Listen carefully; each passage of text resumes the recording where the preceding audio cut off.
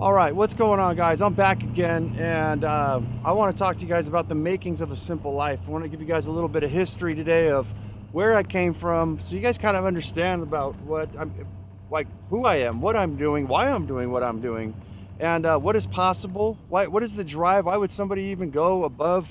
Those of you guys who follow me, I got a full-time job. I make really good money, and I want to change things. I want to change things in my life, and I've been experiencing changes. I've been utilizing all kinds of different tactics and philosophies, and as I preach on my show all the time, is that life should be getting better and better every single year, and that's what I'm experiencing, is it doing just so.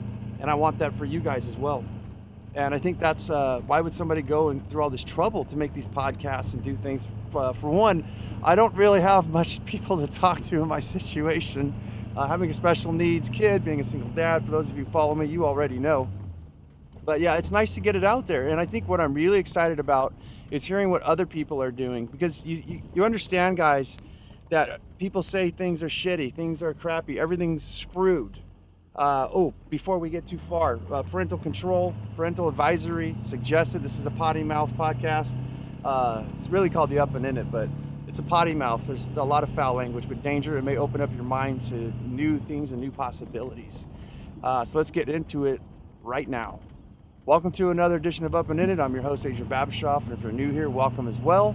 And if you're wondering what this show is about, it's entirely dedicated to creating an alternative lifestyle design that betters, I always mess this one up, that improves quality of life for both people and planet. There we go, thank you. Exploring alternatives to the daily grind through liberation and independence, moving you from surviving to thriving and living life raw. So, all right, let's just get into it, man. No fluff stuff. I always have been fascinated with nature. I've always been lazy too, a lazy fucking asshole.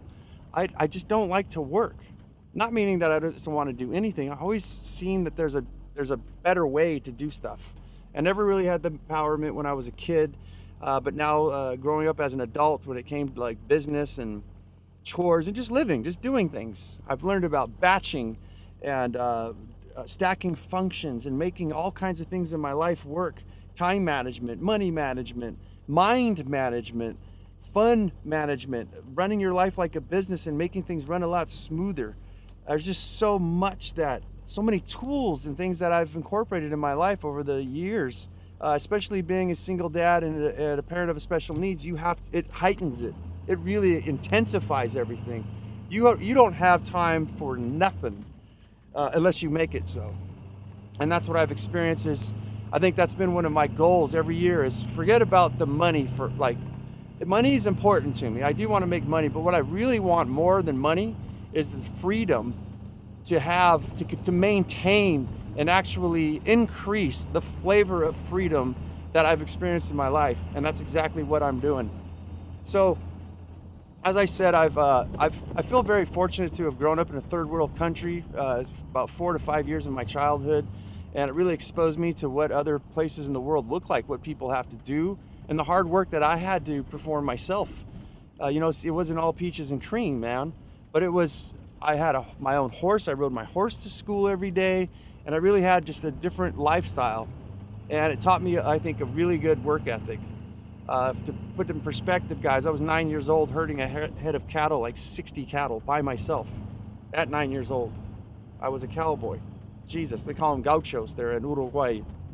So yeah, everything could be, I don't think reinvented. I think everything needs to be invented. And having my special needs kid, I've had to do things a lot different than most people. I think what I've noticed is it just kills me, and it really pisses me off for myself, is I cannot swallow the pill. I can't wear that suit or that dress of what I've seen people doing, is just giving in and utilizing the government for paychecks and money and food and things of that nature, because it makes it really rough. You can't work.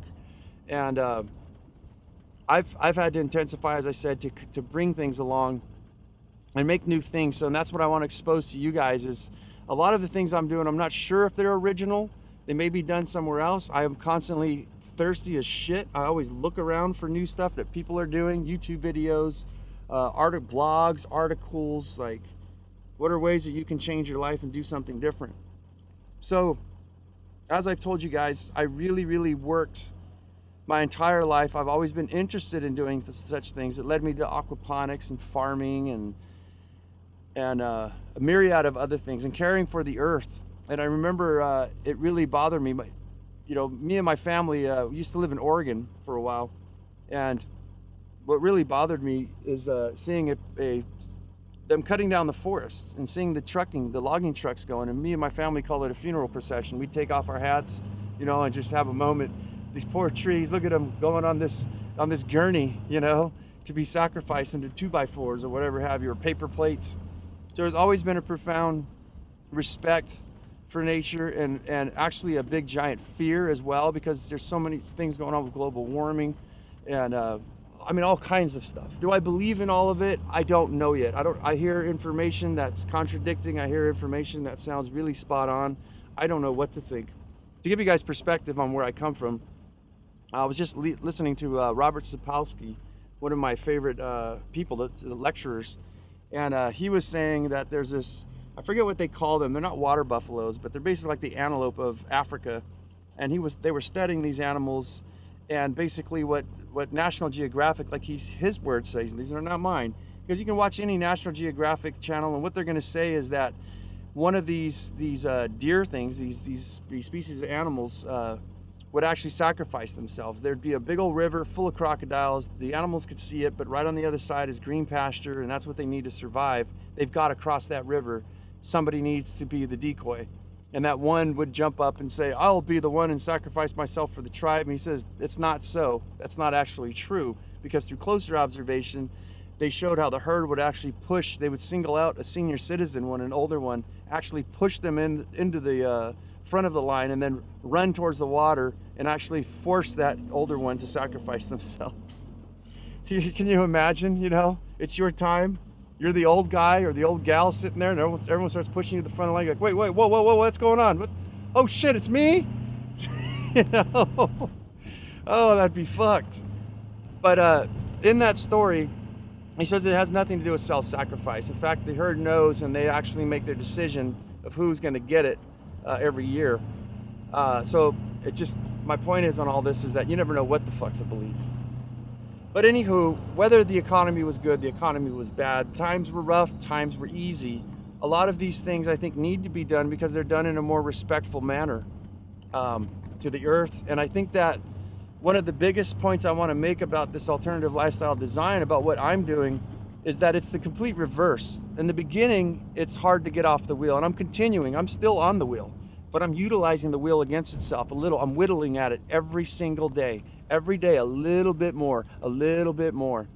And I work harder than most people, and you will observe that if you follow me on Instagram and TikTok and all that. I try to post as much as possible to kind of show what the lifestyle looks like. YouTube as well, and podcasts about it as well. But life actually, as I said, should be getting better and better. And what I'm starting to notice and starting to see the map before me is that not only is life going to be more convenient, it's going to be more freeing, more easier, more healthier. So to give you guys, for instance, is turning everything around on its backwards. All the things that I love to do, all the things that I may be interested in doing, I'm looking to monetize them all. If I'm going to do yoga, for instance, and this is stacking functions, I'm going to do yoga in my garden where I grow my own food, which I also monetize to put on YouTube, to do courses and things of that nature. So you see where I'm going? Put a little waterfall in there, do some fat man mid-40s fucking yoga, and maybe even teach yoga classes once I get good enough at it. So I want to just give you guys these examples of how you can stack things, and how crazy it is that we have a distribution system of information right now. It's your choice how you take it, how you use it or abuse it, but you have a way to get yourself out there. And it's all for free right now, and it's called the internet. It's called Facebook and Instagram and TikTok and YouTube and Apple iTunes and Spotify, and all of these things that you can do to monetize your life, to get out of the shithole that you're in, even if it's a little side hustle. Even if you don't want to be an entrepreneur and own your own business, you can do a little side thing and still supplement, and maybe make it, if not just as much as you are in your 9-to-5 job, you can make it probably even more. And it's redesigning and looking at things in this light, at this angle. Everything, as I say on this podcast, it's perspective, it's mindset. So yeah, I grew up in South America, as I said. I've always been this way. It's because of my daughter that actually intensified it, as I said too. And I have to move in a different way for survival, for me and my daughter to be able to make it in this world. For those of you who don't know, I don't think I'll ever be able to retire. In fact, I don't know if I want to retire at this point. I figure that I want to find stuff that I'm in love with, that I love to do, and the people I'm in love with and like to be with, and do all these things that I've explained to you with them, and never retire. Keep doing this for the rest of my life.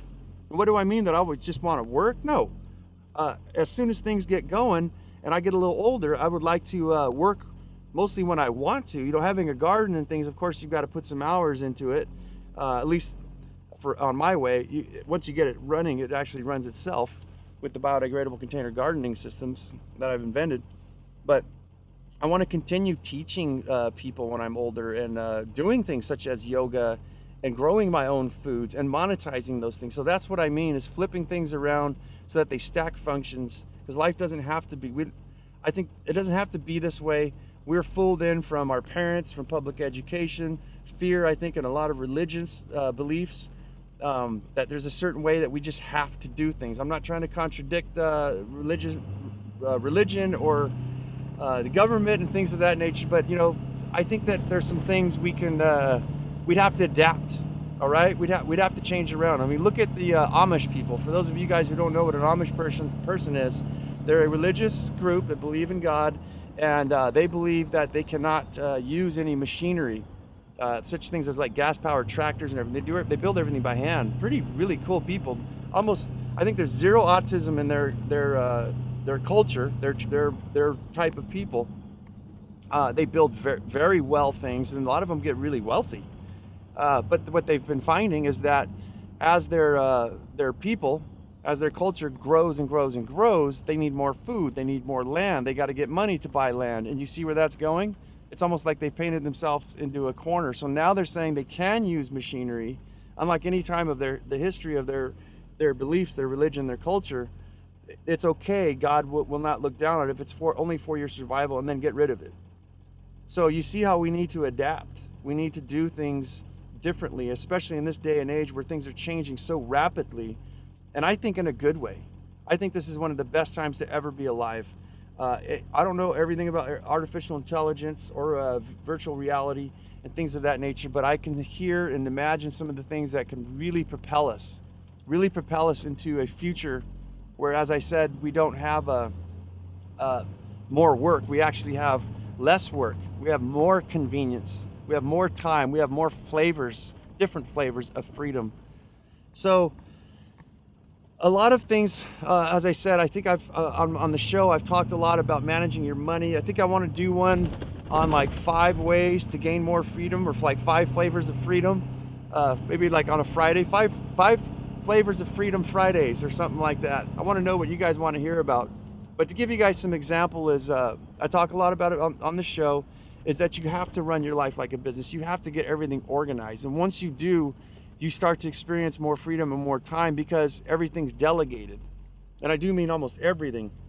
You have time. You know that you're going to devote 30 minutes towards playing with your kid, and now you got that stress off your back of like, man, I'm not spending any time with her or nothing. You devote the next 30 minutes to making your dinner, which is already planned. All the ingredients are all there. You're not stressing out wondering, well, what the hell should I make tonight? You've got your lunches pre-made. You know, you've got your budget down. That's the very first fucking thing that I can see people need to do, is you need to get into Apple's numbers or Excel spreadsheet and make yourself, or just do it on paper and figure out what's going in and what's going out. The most important is what's going out. So I've done a podcast on that already, but that's what I just want to kind of wet your whistle and get you guys in the mode of, once you, like initially when you get into an alternative lifestyle design, which by the way, I don't think there's anything else out there like it. I think we're inventing as we go, but it's a little bit initial work to learn the process of like Excel. Not the way I use it. It's very simple, but it's still one more thing that you got to do. And that's what I know a lot of people say, God damn it, one more thing I got to do.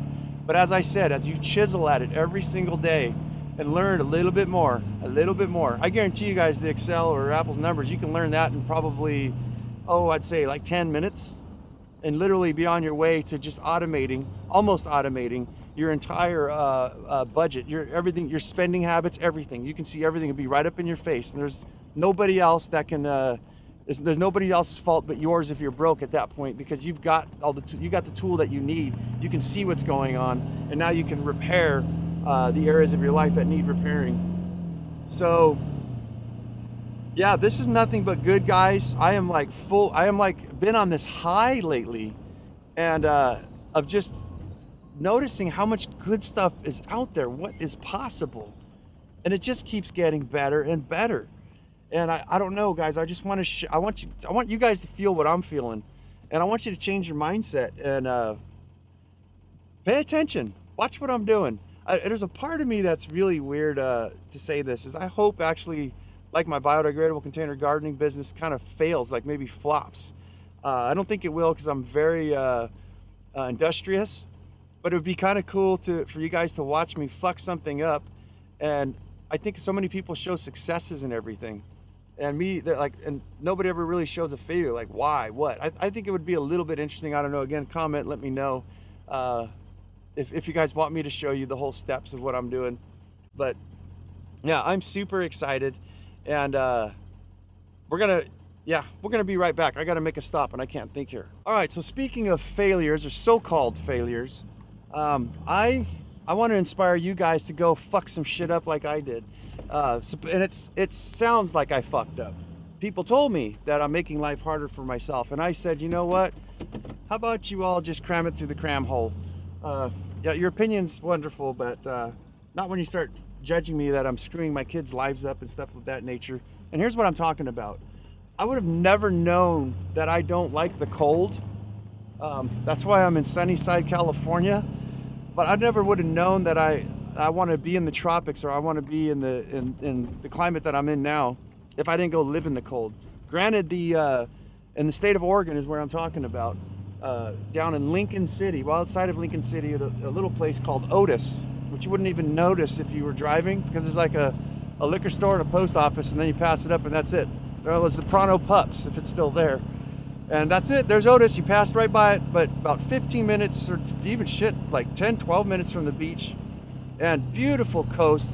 The one thing I could say is that you get spoiled down there, man. When the weather is nice and warm, you actually get the pine trees right down to the ocean, waterfalls on the sand.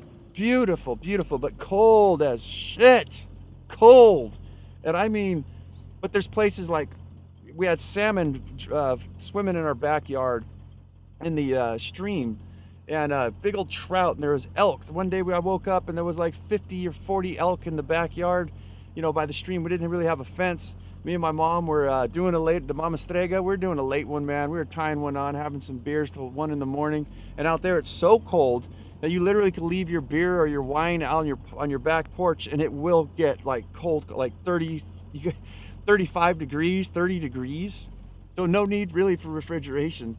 But people back at home, and well, let's just say that. It's just people around me of telling me, like, dude, you're always moving. It's like every 2-3 years. You go here, you go there. We lived in LA, and I lived with my grandfather, and ego, I'll throw that out the window. Besides the fact right now too that I live in an RV. I live in an RV in an RV park, and here in Sunnyside, California. But guess what? I pay like a quarter of the rent that about half to 1/3 of the rent that most people pay around here.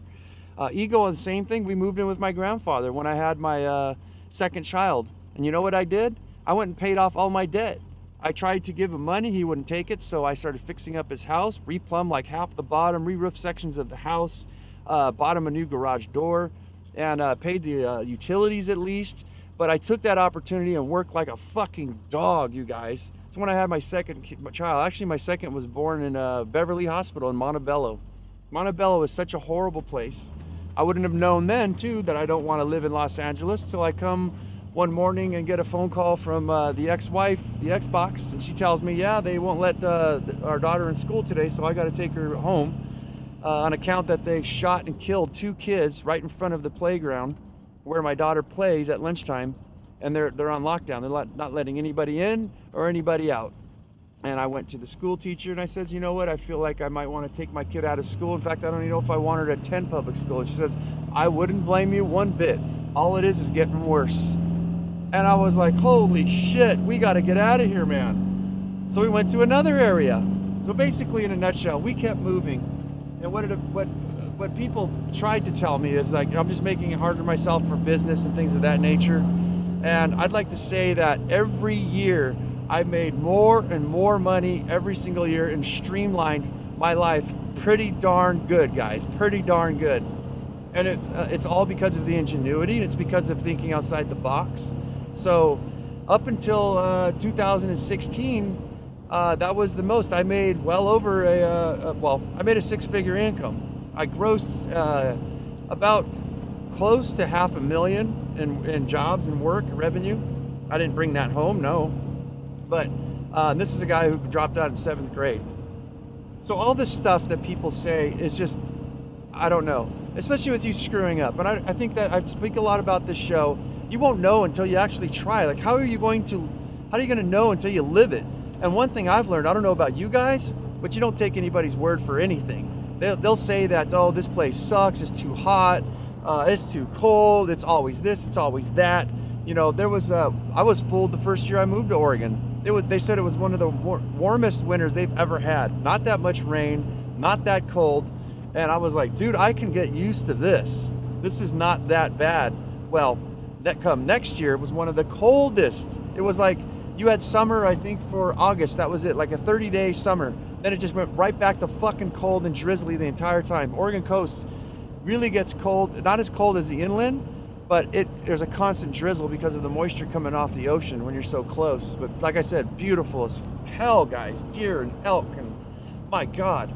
But it's like Confucius, the knife is sharp. You never know, you know that the knife is sharp, but the day that it cuts you, you're like, holy shit, this is sharp. This could really hurt me, and you have a newfound respect for it.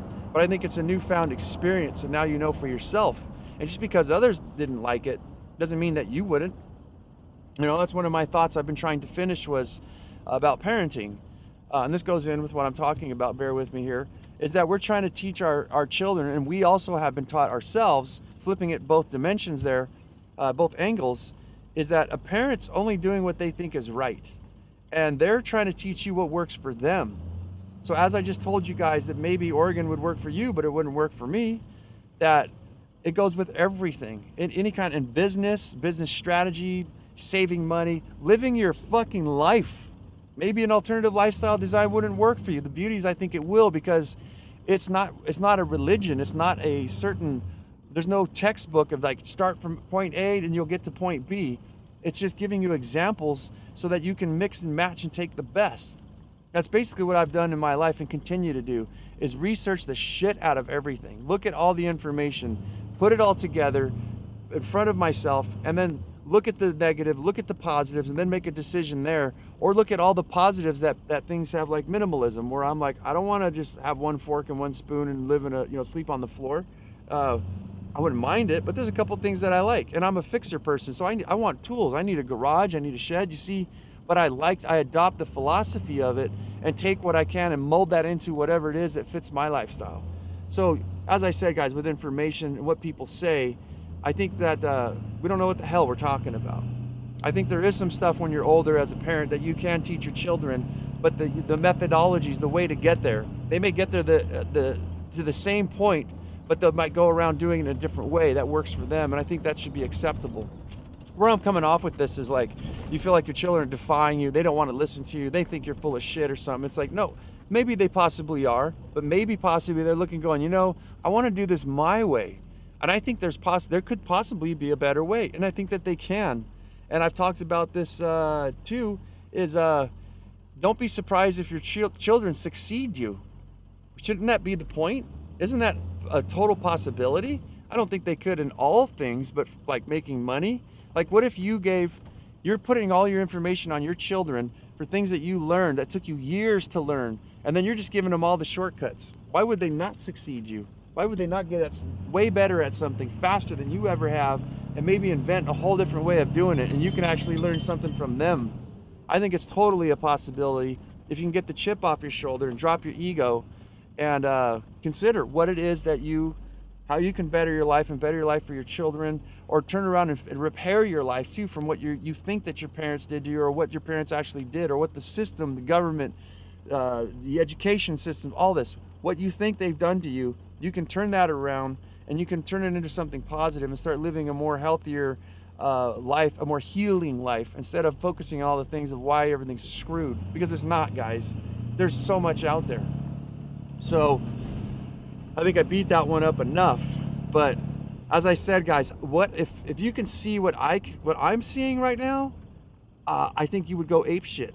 I think you would jump out of your skin, especially like this whole spin farm thing. If you guys don't know, I talk about it a lot because I'm so fired up, but I want you to think about this in whatever avenue you can in your life. I don't own land. I don't have the money. Well, I have the money to put some down on a piece of property. I'm just not sure what I'm doing yet. But what I'm doing is I'm utilizing somebody else's property in exchange for food and paying the water that I use, and maybe a little bit of some yard cleanup. Anything that you want to do. If you didn't have if you wanted to build something, I imagine you could do something where you go to a shop in an industrial area. I'm giving you guys these examples, and you wanted to like weld, or you wanted to do some loud work of any type, build guitars, furniture, whatever. You just wanted to, you can exchange and tell those people, look, when you leave the shop, don't even clean up. In exchange for that, I want to utilize your shop and your electricity, and I'll clean your entire shop. I'll pay for the electricity used. I'll meter it and everything that I've got on a plug. Yes, they do have it. You can actually plug in a power cord and then put a tool to this little box that'll actually measure the energy that you're using, and you can actually pay them. Do you see where I'm going? You don't have the money for a shop. You don't have the money for maybe even the tools, but you do have some elbow grease. You do have some time if you make the time. So get thinking in these ways. All right, so when I had my first kid, this was back in 2006. I got an 06er and an 08er.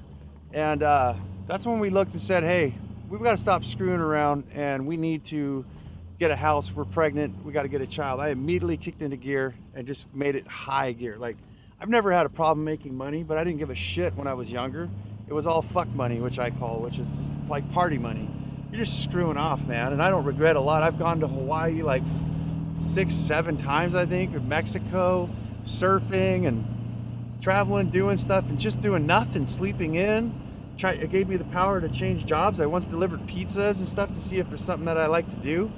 And yeah, it was wonderful. But now I was faced with a kid, and I saw some things that were starting to happen in 2007, listening to what old timers were telling me, and I started to get really scared. And then I started to see some stuff where I really did not like it. I've seen people starting to lose their jobs, and I think it was right after the crash, right after 2008. No, yeah, it was before that. It was right at 2007, because I had my daughter February 25th in 2008, which is almost her birthday coming in about 2 weeks. But yeah, I saw what was happening, and I grouped up with my, I bought a house, and I didn't have enough money for a down payment, right? My father saw me, I think, mostly as an investment for himself personally, because he knew that I'm a man of my word. And he put down the down payment, and between the two of us with our credit, we were able to, he had to co-sign for me, and we were able to get the whole thing going. I wanted out. I spoke with the lender. I saw what was happening. This is pre-2008, and I said, Dad, I want out of this thing, and I'll pay you back the down payment that you got, because I've made some really serious coin. And yeah, I want out. He decided that he wanted to still do it. He still wanted to keep the house, and he ended up having to foreclose on it and let the bank repossess it. And I was glad to get out. And that's one of those instances where you see a parent trying to tell you what you should do, and you doing something different. In the end, you're the one that ended up coming out ahead. So he kept the place. I didn't even have to pay him the down payment. He started renting it out to other people, and lo and behold, the whole thing went down sour. I do want to explain to you guys, once we did get pregnant with my first child, I just sat in my garage. That's what the alternative lifestyle looked like back in the beginning. I would just come home from work, and I would sit there at my computer, or back then was my fax machine, and that's how I landed a job that was revenue of just under $100,000. And I asked them, how'd you guys get a hold of me? I closed the big deal, and they says, actually, you're the one who got a hold of us. You emailed us, or you faxed us. It was way back then. You faxed us your flyer. We took a look and had you come in and do your bid. So it took like a year, guys. I remember I was calling, back then we had the phone books, and I would sit there and go down the entire list of the yellow pages, the phone book, and I'd call property management companies and ask them to become a vendor.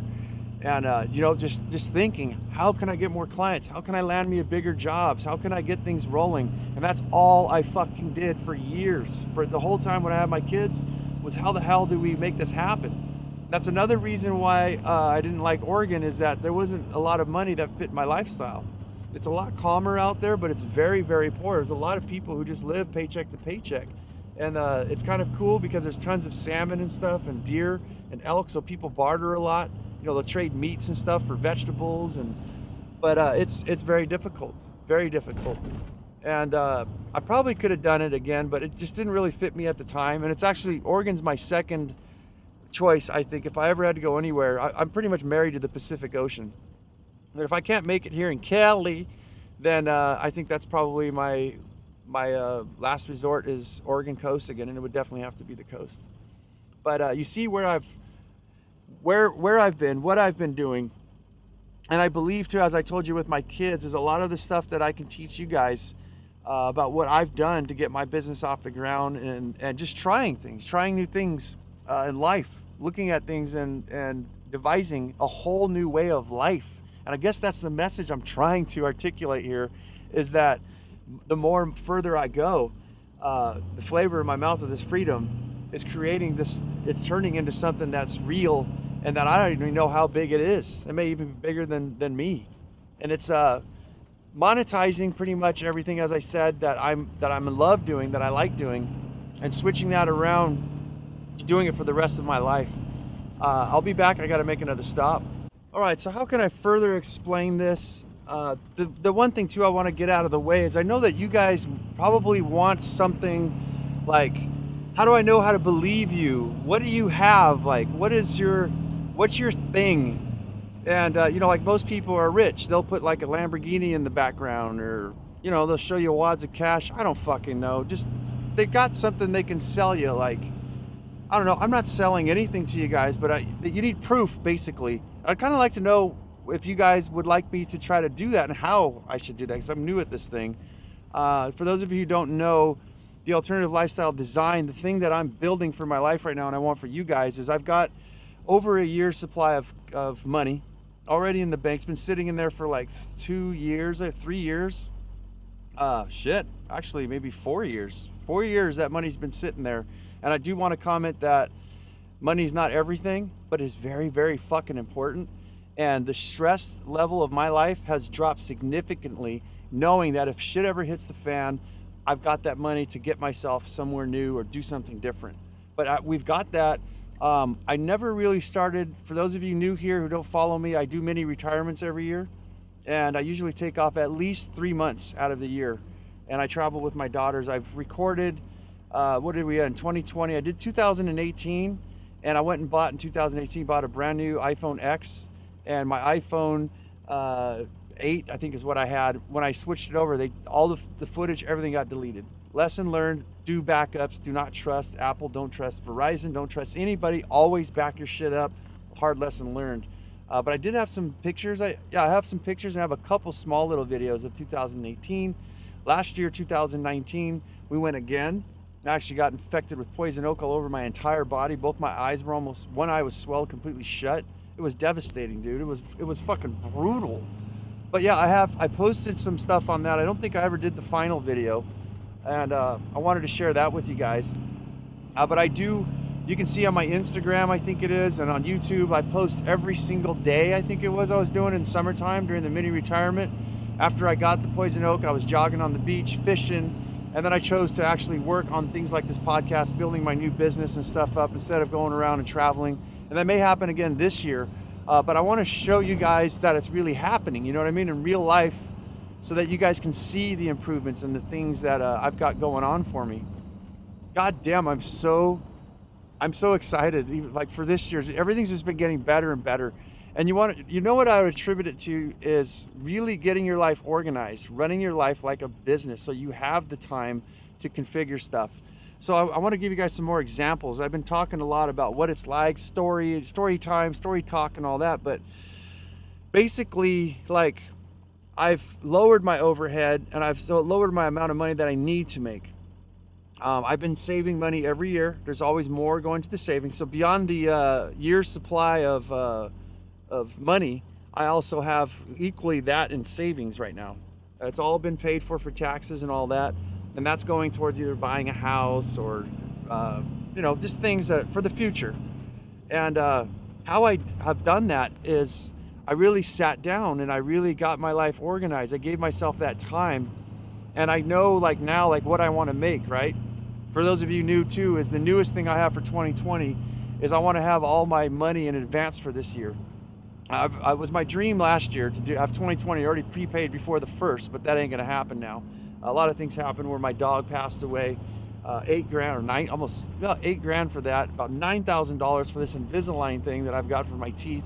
Another $1,000. Okay, the list goes on, and that's why you guys got to organize your life. And there's some more things I've got to pay for. So big chunks of money. I get thousands of dollars flying out of my pocket sometimes. So what I did notice though is I had the time to sit down and calculate, well, how much a budget do I need? And as long as I stick to it, I can pre-have an entire year, which I think may possibly happen by maybe the end of March, May, June, the latest. I may have my entire money already set up to where I don't have to work a day for the rest of the year. And you want to talk about freedom, you want to talk about some time, that's the goal, and that's what I'm experiencing, and I can fucking prove it to you guys if that's what we need. So yeah, let me know in the comments below of what you guys would actually want to see. I think I've seen people go to the ATM or some shit, put your thumb over your bank account number and all that, and just kind of show all my accounts. But I want to take you guys with me on the journey to all the new things that I discovered, the new experiments. And I also, one of my dreams with all of this is to hear what you guys are doing, all the tricks that you guys got, so I can apply them to my life, learn from you, and share them with others. If you guys ever have any ideas of the things I speak about, of how things could be better, please do not hesitate to let me know. You know, DM me, PM me on any of the platforms you want. Go down to the private Facebook group site, up and in it. I made it private, by the way, so that we can have a community there where people can talk about the things like we are right now and not get attacked. And if they do get attacked and somebody's bullying, being an asshole, we can all just kick them off and keep just the people who are playing cool, who are being nice. So, sorry for all the noise here. But yeah, guys, I think that's pretty much, that's I'm trying to figure out stuff. I'm going off the cuff here because I'm driving home from work. And let's get that radio down for one. How did we get here? How did I achieve what I'm doing? So as I told you guys, I got my time down. I got my budget, what I figured out what I need. I've got my play, my fuck money as I call it, and things that I just want to get for myself. And number one is staying out of debt. I told you guys that I was out of debt. I just got myself the Xbox. The ex-wife got me into debt. She started borrowing or getting help from the Social Security Department. It's not her fault. Special needs. They said, look, we'll help with diapers and stuff. And I remember telling her, look, we don't need the help. I've got the money. And everything. She goes, yeah, but they offer it because of the special needs. Let's just accept their help. If you can accept help for 1 minute, for some reason I was untrusting. And you know what? I hate this because I make predictions all the time, and most of them come true. And one of them was that I'll bet you they're going to make us pay all that fucking money back. I don't trust the government. Sure enough, what did they do? They took all the money. They went back to 2012 when I actually, from all my moving, only grossed about under $40,000. I think it was like $32,000 for the entire year. I farted off. We went and did some stuff, and you know, went back and forth to Oregon, so I wasn't really working a lot. By choice is why I only made that amount of money, but we lived comfortably. And they even went back then and said we want all that money back, when we just barely, on paper, it looks like we were just barely surviving. So screw the government on that part. I hear that they're doing this thing with people. I don't want to mention everything, get in trouble, but yeah, Social Security Department could be a real fucking pain in the ass. But yeah, I owe like $17,000 now back to the IRS for diapers and things that they gave us for my child. So that's the debt I'm in, but I pay $50 a month. One of these days I might pay the whole thing off, but I figure why do that when I can keep feeding them $50 a month and keep saving and maybe getting myself some residual incomes and building up my businesses, all of them, into something, and then maybe just pay it off then. So yeah, it's not easy. I told you guys we live in an RV, and it is mostly me and my two daughters. My oldest daughter sometimes will go with her mother, spend like a night or two over there, or 3, and get some alone time. But all 3 of us live in a 30-foot, just a 29-foot actually to be precise, trailer, and it's like living in a hallway, guys. And the amount of patience with children, especially with special needs, when you're trying to cook, you got to get to the bathroom, or everybody's intermingling in there. But we do have, I built a giant canopy, a 15 by 30 foot that comes off the whole entire side, and we put some chairs, and we've got a barbecuer there, a little aquaponics system, and actually my biodegradable container garden system. That's where I developed my invention to practice to dry run it. So I actually condensed, I have a garden in a 5 foot long by 2 feet wide by about 6 feet tall. I've condensed a garden that should be 2 feet by 20 feet into that small little space. So that's why I'm so excited. That means anybody on a what do you call, apartment, balcony, anywhere, the possibilities are endless. But yeah, we got a little aquaponic system with 3 goldfish, and we grow mint and spearmint, peppermint. We got some lettuces I think we've tried in there, and some kale, some tomatoes, and that all comes out. For those of you who don't know what aquaponics is it's a symbiotic relationship. You grow food with the fish poop and pee, the plants take that, turn all the yucky stuff into good stuff, and give it back to the fish. They utilize the fertilizer. There's nothing really you got to do but plant seeds and watch stuff grow, and it's really, really awesome. Gives some ambiance because we do live next to a freeway. I'm not too happy about that, but to give you guys perspective, is we rented a place that was 5 acres. Let's go back in the story. Maybe you guys might want to hear that. We came from the Inland Empire, just outside of LA, and we wanted to try a community out here, and we found a community where we were spending $500 a month. We went from $1,300 a month, which was a really good deal for this little house in the ghetto, to $500 a month. And we actually lived in tents for about 6 months before we found a trailer, which was exact same dimension. It was 29 feet for all 4 of us. That was when we had the Xbox, the mother living with us. And yeah, we got ourselves a trailer. Some things went wonky. The legalities, everything was not done to code. Ended up city kicking us out. We moved from there to a 5 acre place, which we found for $2,200. 5 acres. We had a bobcat walk right through the center of the property once. There was king snakes and gopher snakes. It was wonderful, wonderful. Big old lemon and lime orchard everywhere. There was probably 100 trees. And I did some permaculture practices out there, but I saw things were going wonky with the mother, and I knew that we had to make changes, and we ended up moving to the RV park about 3 years ago, I believe, and she got her spot, I got my spot. We actually moved in together and then got her a spot with her own RV, and then we did the final cut. And it was rough, man.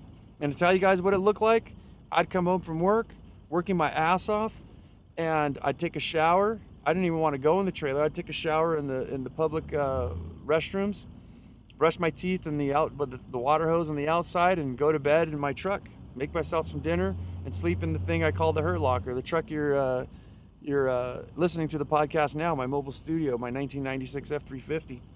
And no heating, no nothing. It was totally fine.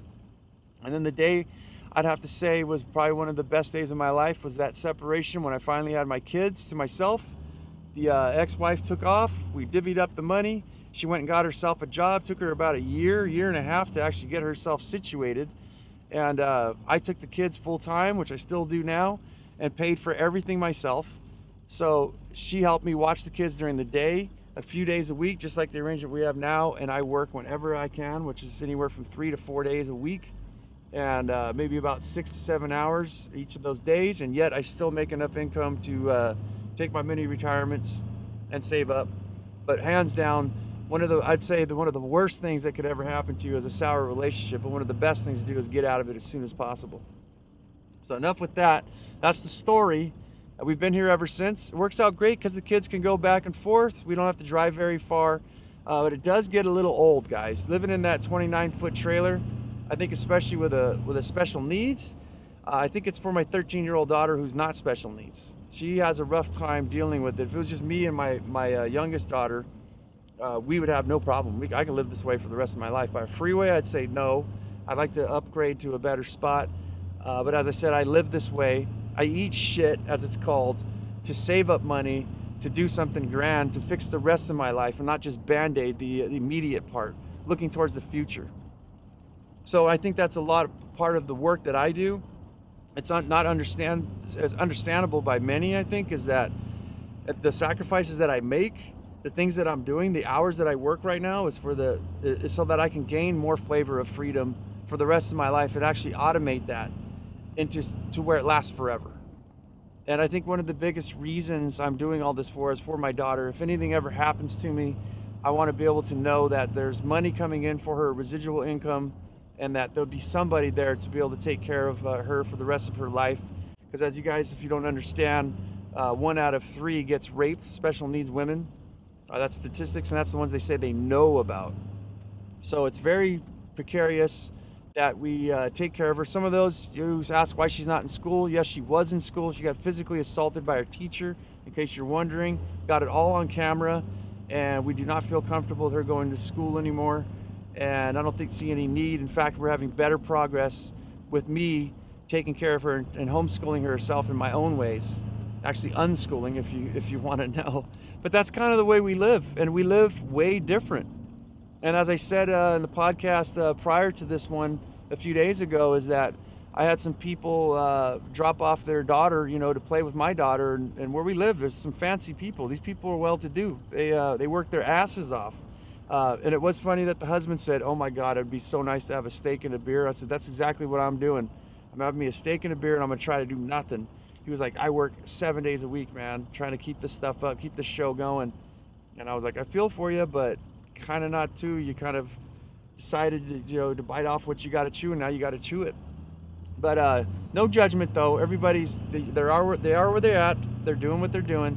But they looked around just like, "Oh my God, should we give you some money for food for our daughter?" Like, you get perceived as poor all the time, and I think dropping your ego, acting your wage, acting below your wage, can really hit people. I think in the wrong yourself. For you to be perceived that way, I think it could hit you, and I think it's kind of precarious and dangerous too. Because, not saying that I want to get in a relationship. It's been over 2 years, I think 3 years, since I've even had interactions with a woman on that note. But even if I wanted to right now, I think there's very few women that would well, of course I'm old as shit now. Back then I used to be something. I used to be a twinkle. Now I'm just a wrinkle.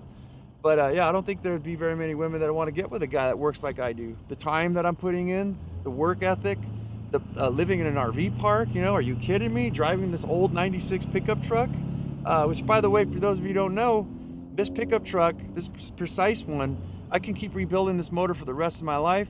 The one I sold, I've owned 3 of them. The last one I sold had 480,000 miles on it. It was still rolling, and it's still rolling today. That's why I love these things. They're very durable, dependable, and they're built so you can have them for the rest of your life, as I said. So, yeah, there's a lot to it. I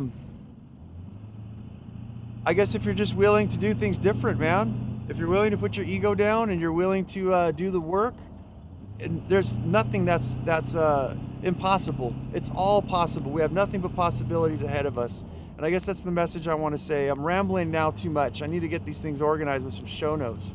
And I promise you guys this show is going to get better and better. But that's kind of the makings. I thought I'd owe it to you guys to let you guys know where we came from, what we're doing, what we're about, what it looks like. And I'm sure you guys are going to have tons of questions, and I'd be more than happy to answer them. So, again, PM me and let me know what you guys think, what you guys want to hear about, how I'm doing. Give me a thumbs up, thumbs down, a middle finger, whatever you want. Let me know you're out there.